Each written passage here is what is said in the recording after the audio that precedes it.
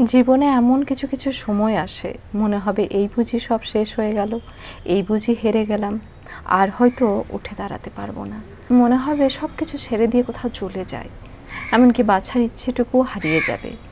কি করবেন তখন?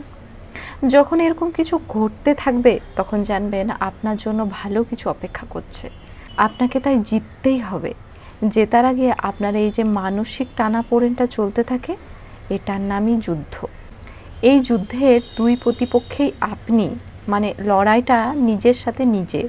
এই যুদ্ধে জিতবেন কিভাবে? যখন এই রকম ভাবনাগুলো মনের মধ্যে আসবে, কিছুতেই এই উটকো ভাবনাগুলোকে মনে প্রশ্রয় দেবেন না। প্রশ্রয় পেলেই যে কেউ মাথায় চড়ে বসে। মাথায় রাখবেন, যেখানে শেষ হয় সেখান থেকেই নতুন কিছু শুরু। কিছুতেই ভেঙে পড়বেন না। জীবন এমনই, ভালো মন্দ নিয়েই জীবন। জীবনে ভালো কিছু পেতে গেলে জীবনের মন্দ সময়ের সাথে আপনাকে লড়তে হবে। আপনি লড়ছেন মানে আপনিই জিতবেন। কলমে সরজিৎ ঘোষ।